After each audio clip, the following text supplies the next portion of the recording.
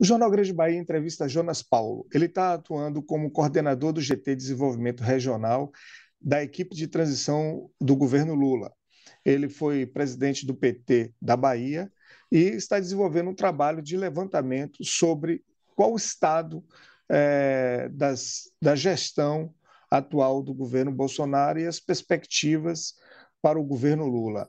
Eu quero lhe agradecer, Jonas Paulo, por essa entrevista. A equipe do Jornal Grande Bahia lhe agradece e nós estamos sendo acompanhados pelo jornalista Luiz Brasil, seu assessor.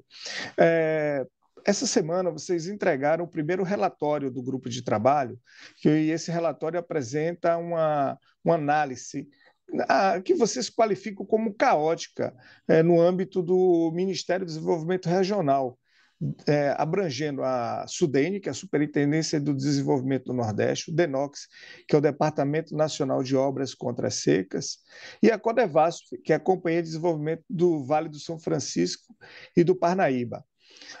Uma frase sua aqui, um pensamento seu sobre esse contexto, né, que o Brasil está sem política de desenvolvimento regional. Em suma, o atual governo, ou seja, o governo de Bolsonaro, desistiu de governar e se ajoelhou ao orçamento secreto do Centrão.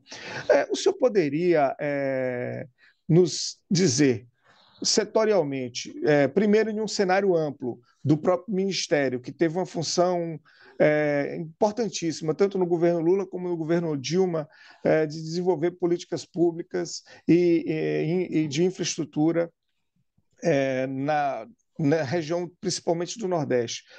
Como o senhor analisa esse cenário? Bom dia. Inicialmente, eu queria frisar, né, e acho que isso é importante, né? A Codevasf, por exemplo, né, é a grande empresa de desenvolvimento da região do São Francisco, historicamente. Todos os investimentos e programas relacionados à região do São Francisco, em Minas, Bahia, Pernambuco, Alagoas e Sergipe, têm a marca, a presença da Codevasf. Se ampliou para o Parnaíba, Piauí e Maranhão, né? Também com uma marca muito forte, como empresa de desenvolvimento, como empresa de engenharia, como empresa de a inteligência dessas bacias. A SUDENE tem um papel histórico, desde Celso Furtado, de planejamento e desenvolvimento do Nordeste, né? Grande número das transformações que o Nordeste sofreu, inclusive o nosso polo petroquímico, tem a marca do planejamento da SUDENE, da programação da SUDENE, da capacidade da SUDENE de arquitetar o desenvolvimento do Nordeste. E o DENOX, sendo a seca a grande marca do Nordeste, né? Inclusive, historicamente, o Nordeste era conhecido pelo flagelo da seca das suas populações, e o DENOX veio justamente criado como um órgão para interferir nesse processo, alterar essa condição de miserabilidade, de falta de infraestrutura, principalmente na área hídrica, né? E trazer tecnologia para o desenvolvimento do Nordeste. 3 órgãos centrais para o Nordeste. Ocorre que nesse governo, né, depois que nós temos vivido tempo áureo, por exemplo, na Codevasf, com o programa de revitalização de bacias hidrográficas no governo do presidente Lula, com 1.780 bilhões para investimento, com a recuperação da hidrovia do São Francisco, com 400 milhões de investimento, com os projetos de irrigação, com o Bastil de Irecê, na Bahia, né? Além dos que já estavam implantados, aí toda a produção da região do São Francisco entre Juazeiro e Petrolina, que hoje transformou-se num importante polo de produção de vinhos, por exemplo, né? Além da fruticultura irrigada. Então, tudo isso se esvaziou nesse governo. Esse governo, o governo atual, ele abriu mão, de fato, de governar. Criou-se na relação da sua governabilidade, ou na tentativa da sua salvação, uma relação com o Centrão, e se delegou ao Centrão para investir no país. Acabou-se o orçamento do Brasil. Acabaram-se as políticas regionais e prevaleceu o Centrão. O que é isso? O RP9, chamado Emenda de Relator. Só para vocês fazerem uma ideia, no Ministério do Desenvolvimento Regional, ainda incorporadas as atividades, as ações, né, do Ministério das Cidades, como ele foi unificado, de uma forma canhestra, de uma forma assodada, de uma forma improvisada, juntar os dois, o desenvolvimento regional e a mobilidade urbana. Você tem uma ideia, o orçamento total do Ministério, com essas duas atribuições centrais, é de 3 bilhões e 980 milhões. Só um detalhe, As é emendas, menos, é só um detalhe, é importante falar isso. É menos do que a Bahia investe em infraestrutura por ano. A Bahia tem um orçamento, se eu isso, não me engano, de 4 bilhões. 4 milhões. Mas vamos para frente. Então, é menos que isso, mas menos mal, está se comparando, a Bahia está na frente, né? Tem o pioneirismo nos investimentos, é o segundo estado que mais investiu no Brasil. Mas vamos lá. Mas o pior não é isso, é que as emendas de relator, ou chamada o RP9, que a imprensa, né, e o mundo político apelidou de orçamento secreto, são 4 bilhões e 400 milhões. É mais do que o orçamento total do Ministério, envolvendo todas as obras, pessoal, custo, dívida, 4 bilhões e 400 milhões. É o orçamento secreto. Para o MDR, para o Ministério do Desenvolvimento Regional. O que é esse orçamento? São os tratores que foram comprados aos milhares, tratores sem nenhum projeto, sem nenhuma estrutura de gestão, de associações criadas em cima do joelho para receber esses tratores. Os tratores que nós da Bahia, por exemplo, já vimos no governo da Bahia, que é contraproducente essa distribuição, essa feira de distribuição de tratores. Por quê?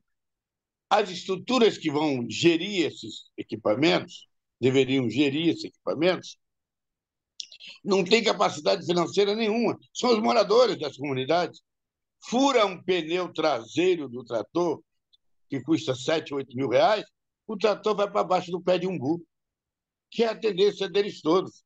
Quebra uma peça do trator, a comunidade não tem dinheiro para repor, lá vai o trator para baixo do pé de umbu. Não tem nem sequer tratoristas habilitados.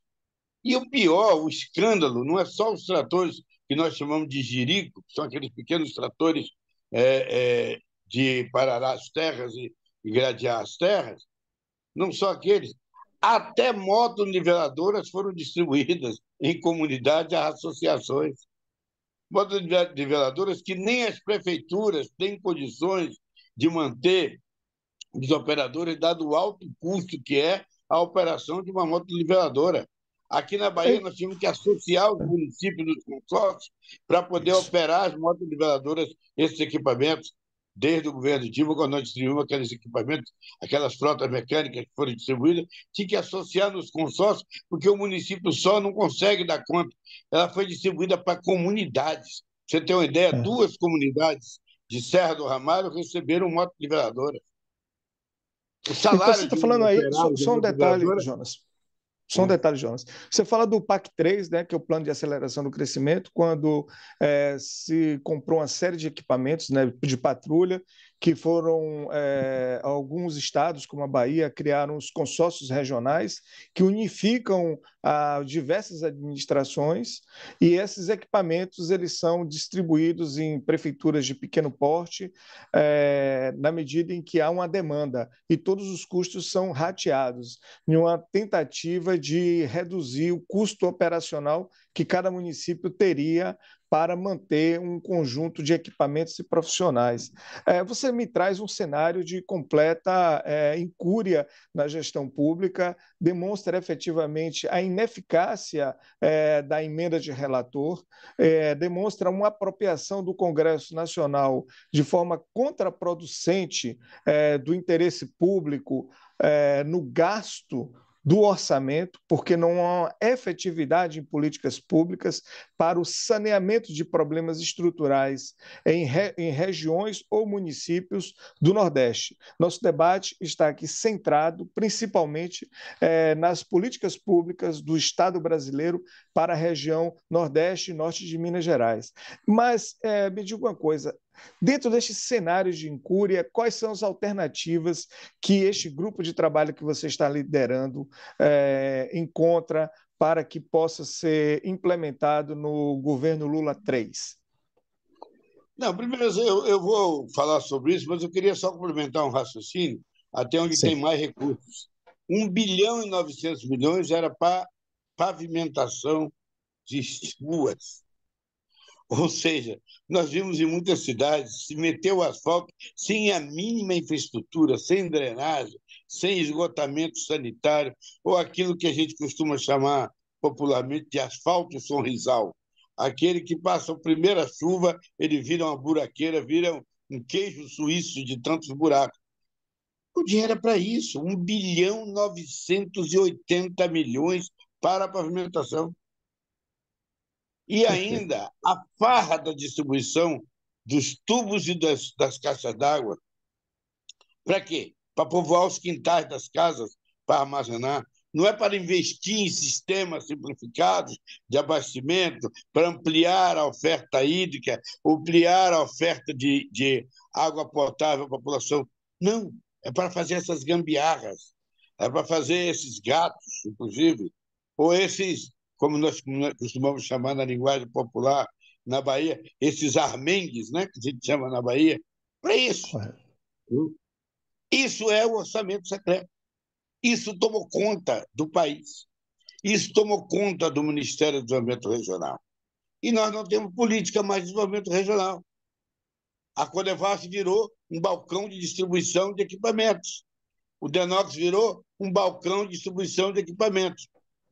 E a Sudene foi encostada sem nenhuma função, na medida que o planejamento, a execução de planos e monitoramento não foi para o último plano, ou seja, foi engavetado pelo governo. Qual é a saída? Tem saída, óbvio que tem saída. Né? Primeiro é que nós não somos contra as emendas parlamentares, nunca fomos. Nós sempre, inclusive, privilegiamos as emendas de bancada, que são aquelas que são para investimentos estruturantes, 400, 500 milhões, que toda a bancada do Estado dá a um Estado para fazer obras estruturantes. Nós, inclusive, achamos que é importante essa participação do Congresso Nacional. Ou as emendas de comissão, que a partir de um problema crônico de uma área específica, ou meio ambiente, ou investimento, ou infraestrutura hídrica, ou produção, se faz um investimento para garantir, às vezes, um projeto estruturante ou garantir a ação naquela área, inclusive na área de produção de novas oportunidades de desenvolvimento econômico, como nós fizemos bastante na Codevasf, na área do mel, na área da caprino-vinocultura.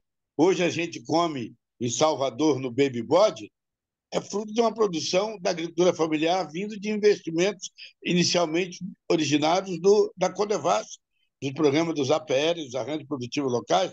Hoje o mel de Botirama, o mel do norte de Minas, já está no exterior, está na gôndola dos supermercados. Vocês podem ver o mel Velho Chico, que é produzido por um investimento, inclusive foi da minha época, nas casas de mel e nas centrais de certificação e operação com mel, para a comercialização com apoio do Sebrae, e hoje já virou um produto que está nas gôndolas do mercado, e os produtores hoje estão de moto, de carro, construindo casas em locais anteriormente tidos como inóspitos, no sertão, como, por exemplo, na região de Bandarra e Mor-Pará, uma área seca, área completamente, que virou hoje a comunidade, tem uma prosperidade, os jovens vieram de São Paulo, chegam para as reuniões, chegam nos carros, chegam nas motos, porque o mel Então, que foi certamente, Jonas trabalhado Paulo. ali desenvolveu. Ah, Então, é nessa linha que nós achamos que devemos resgatar né? Por Uma exemplo, política vou falar. que favoreça a agricultura familiar, que favoreça o desenvolvimento regional, uma política que possibilite a correção de problemas que envolvam um grupo de municípios e não apenas emendas que beneficiam apenas uma prefeitura. E, como todos nós sabemos, por vezes, há uma associação entre parlamentares e prefeitos que, no final, esses recursos, né, terminam sendo, de alguma maneira, não devidamente alocados, né? Não na sua totalidade. Né? É muito conhecida essa história, se eu não me engano, na época do governo Fernando Henrique Cardoso. Nós conhecíamos, né, todo esse processo, uma política que tinha sido abandonada e que parece que retorna. Então, Nós fizemos, é bom você informar que foi o período que eu entrei na Codevasf. Quando nós chegamos, encontramos o Império das Emendas na Codevasf e transformamos a Codevasf numa empresa de programas e projetos.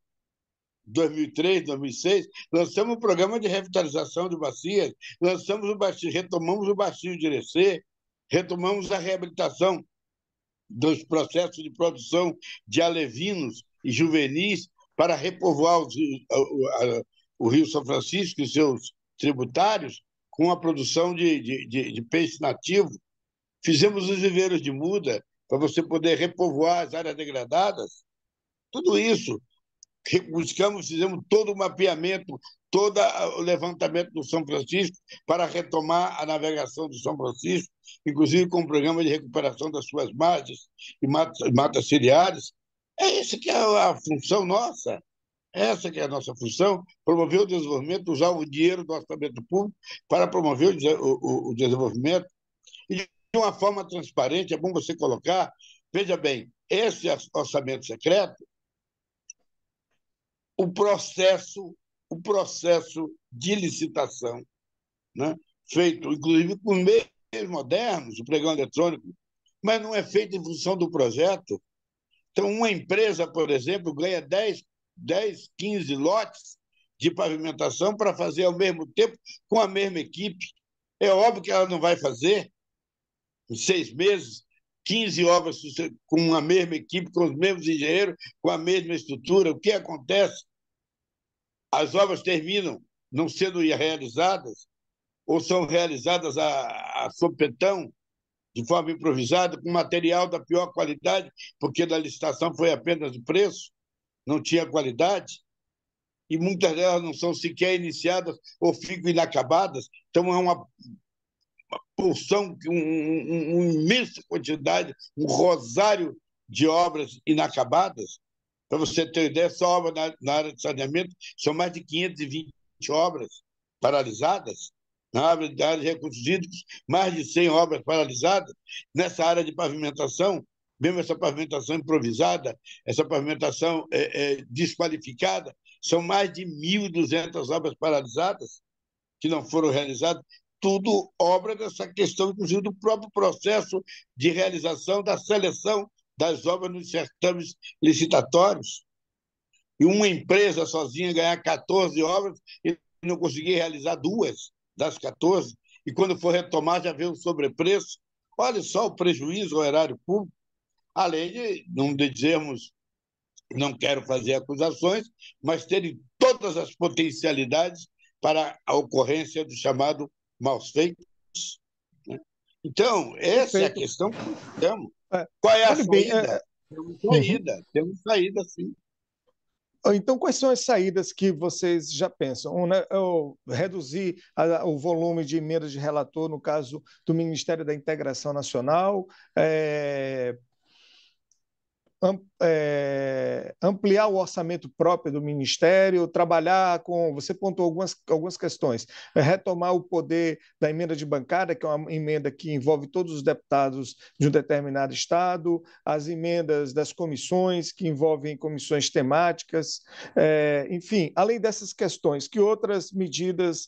Me parece que vocês têm uma visão bem nítida de valorização da agricultura familiar, como uma forma de mitigar o problema não só da distribuição de riqueza do país, mas também da segurança alimentar de toda a sociedade, pelo menos no âmbito do Nordeste, uma vez que a agricultura familiar, o maior contingente está na Bahia, um dos maiores contingentes da agricultura familiar está no Nordeste. Enfim, o que é que vocês estão pensando?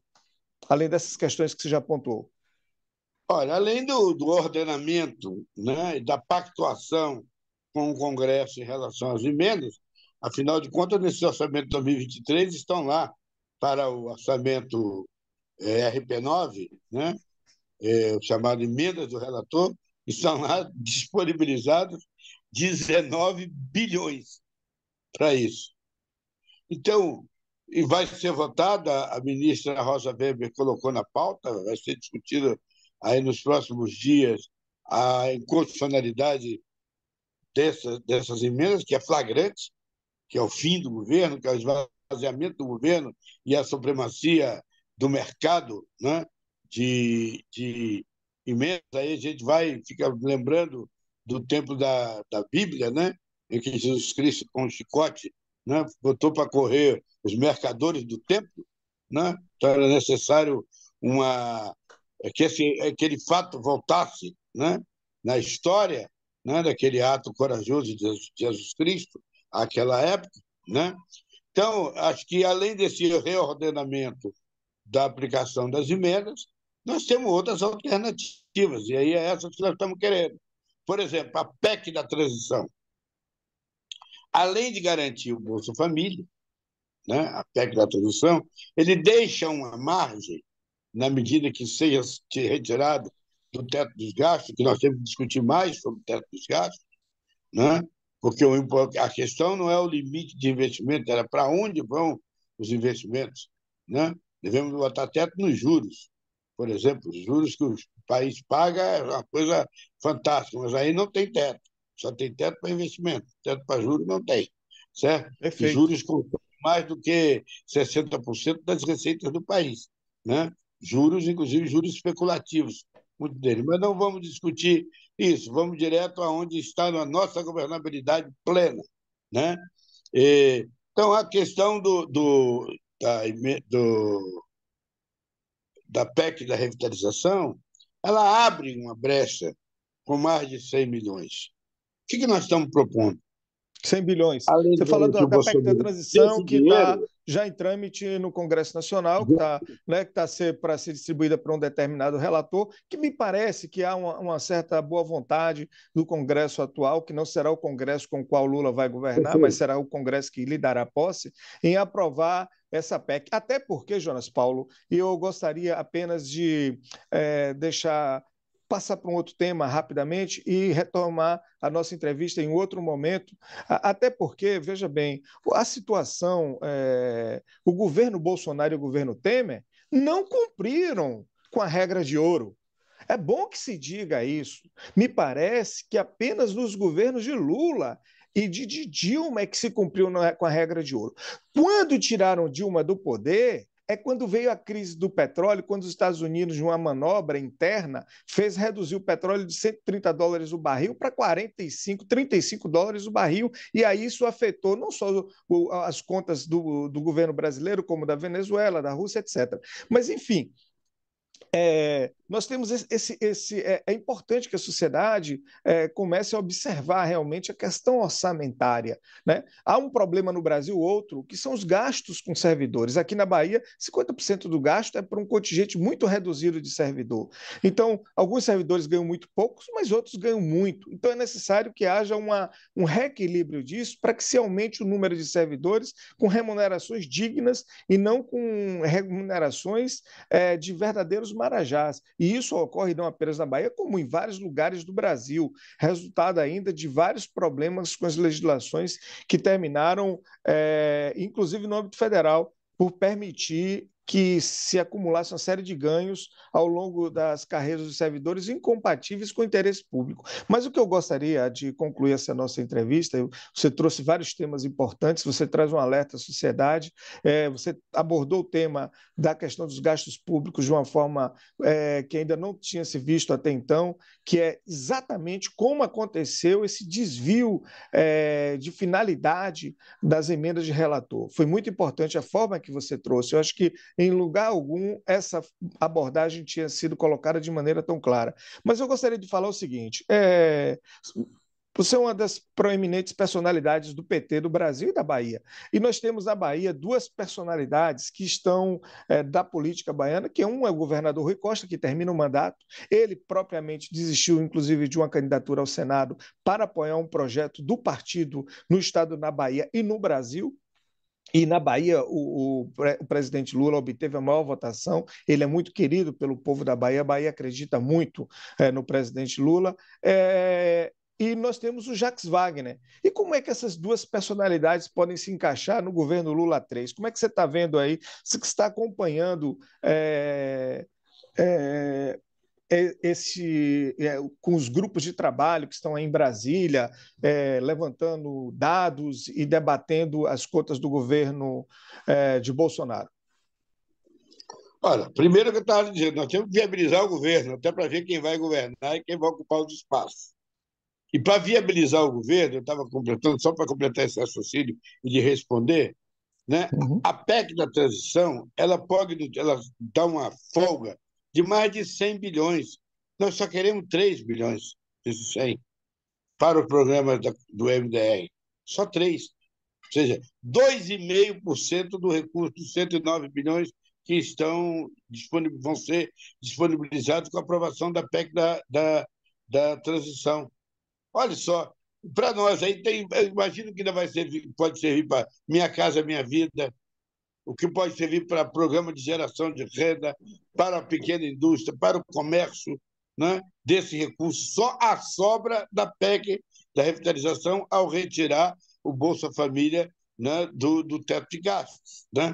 Isso é um. Segundo, na privatização da Eletrobras, a coisa está dada, não tem, né?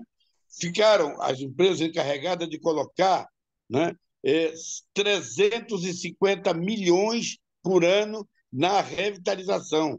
350 milhões por ano na revitalização. Olha aí, uma oportunidade mais para você tocar os programas de revitalização, mas tem que executar esse contrato que foi feito com a Eletrobras e com os cotistas da sua privatização. Quer ver? Vamos mais outra? Foi criado o Fundo de Desenvolvimento Integrado de Desenvolvimento Regional Sustentável, Fundo de Desenvolvimento Regional Sustentável, o FIDIS, que é para quê?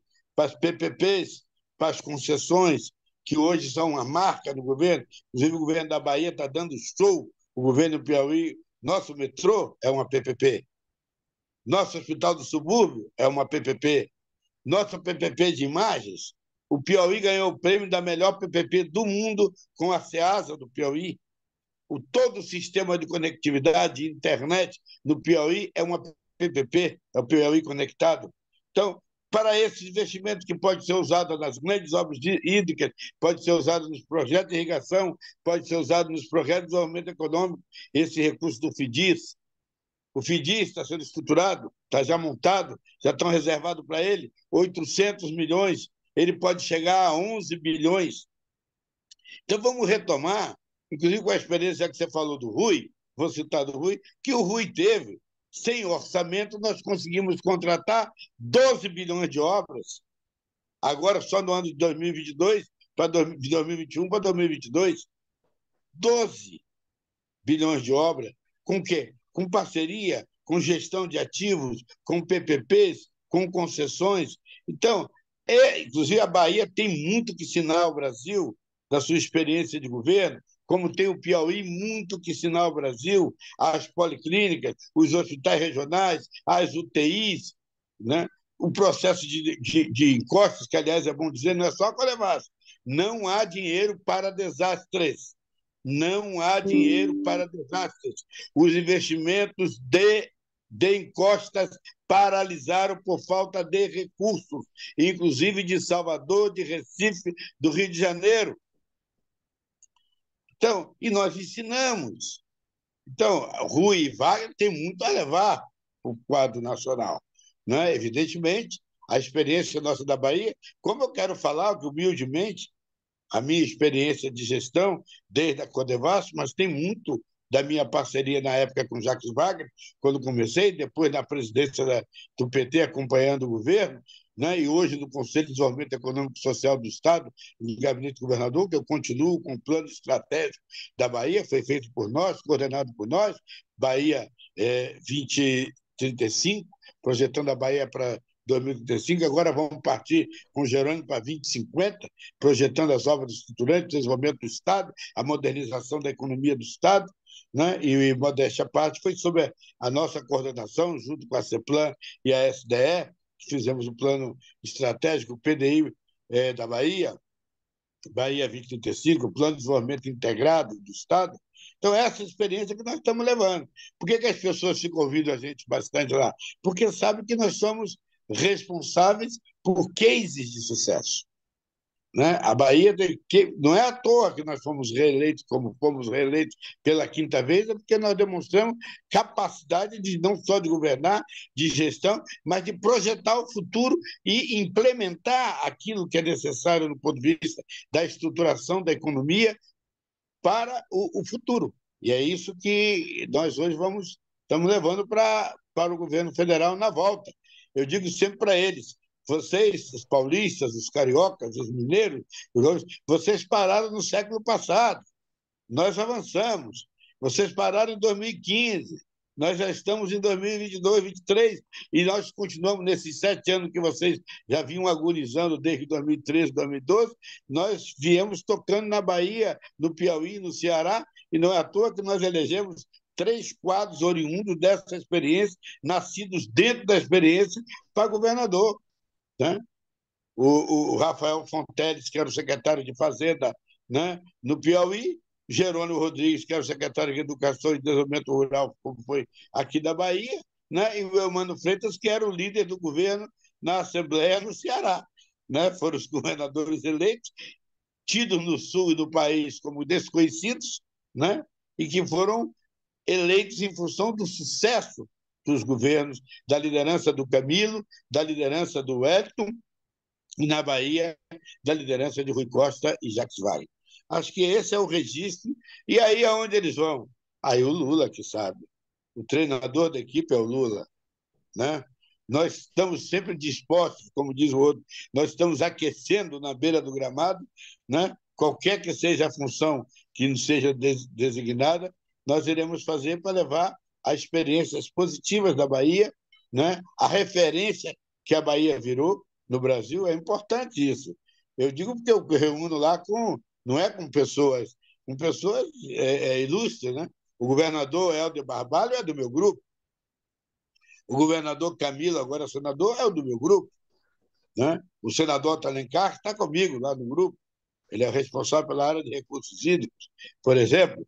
Né? Então, o senhor não arriscaria um palpite, não? Estão falando no senador Jacques Wagner para a Casa Civil, estão falando no governador Rui Costa, no Ministério justamente da Integração Nacional ou no Ministério da Infraestrutura. Enfim, é isso que se comenta. Parece que o Fernando Haddad vai para a economia, né? Eu sou discípulo do Lula, né? Mas o Lula sempre teve uma grande relação com o Miguel Arraes. E Miguel Arraes, quando alguém falava, está nos jornais, está nos blogs, que fulano vai ser ministro de não sei o quê, vai ser ministro de não sei de onde, ele diz, por acaso alguém sabe o que saiu no Diário Oficial? Porque quando sai no Diário Oficial é que vale. Né? Então, vamos aguardar o jornal que traz para esse aspecto. Vocês relatam a verdade em todos os aspectos, mas nesse aspecto o que vale é o chamado Diário Oficial. Então, vamos aguardar, né, o Diário Oficial, porque às vezes até o camarada decide nomear alguém e no dia de soltar a nomeação encontra uma solução melhor e troca. Né? Então, vamos lá. Aguardar. Agora, nós estamos a ponto, temos muito que contribuir com o Brasil, estamos conscientes da nossa responsabilidade e sabemos do papel que a Bahia desempenha nesse processo. O Jornal Grande Bahia, eu sou Carlos Augusto, diretor e editor do Jornal Grande Bahia. Nós estávamos entrevistando o Jonas Paulo, ele é coordenador do Grupo de Trabalho e Desenvolvimento Regional do governo do presidente eleito Lula, um político e um profissional com vasta experiência e alguém que conhece bastante da administração pública. Eu gostaria de deixar o convite para uma nova entrevista, lhe agradecer por essa entrevista, Jonas Paulo, e dizer que a expectativa do Brasil é de uma retomada organizada do investimento público e da ação do Estado Nacional. Muito obrigado, Jonas Paulo. Eu que agradeço, né? E podemos marcar já, que iremos nos encontrar depois do relatório final, entregaremos no dia 12 o relatório final, já estamos aqui pegados nele, estou trabalhando nele nesse exato instante em casa, né? Volto para Brasília na terça-feira, porque cá entre nós, ninguém consegue passar o fim de semana em Brasília, fim de semana na Bahia, certo? Eu só queria completar falando que Sim. esta semana nós estaremos reunindo com o superintendente da SUDENE, nós já reunimos com o presidente da Codevasf, já reunimos com o ministro do Desenvolvimento Regional e reunimos com a Defesa Civil, né, e com os fundos, né, FNE, FDNE, né, e o Banco do Nordeste. Já reunimos, vamos agora essa semana reunir com o superintendente da SUDENE, general, que é superintendente.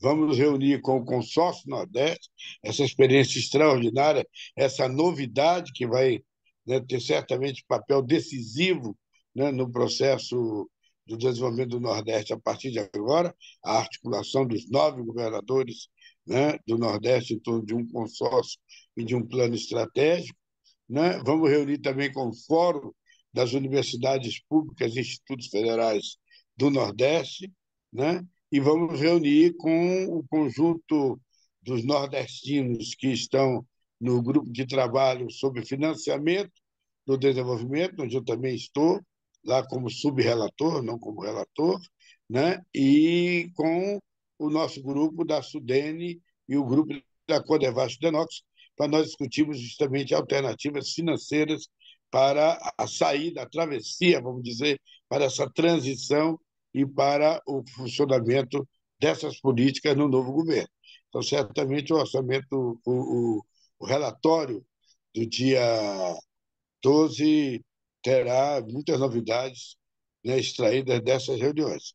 E agradecer mais uma vez a oportunidade de estar com vocês, de conversar com vocês, de me colocar sempre à disposição, né? Porque para nós o que importa é o desenvolvimento do Nordeste, é o desenvolvimento da Bahia, é a melhoria das condições do nosso povo, e para isso nós dedicamos o que é o nosso conhecimento e dedicamos a nossa experiência e, vamos dizer, por que não, as nossas vidas, né? E um abraço e muito obrigado a vocês e estamos juntos, né? E até a próxima oportunidade. Muito obrigado, Jonas Paulo.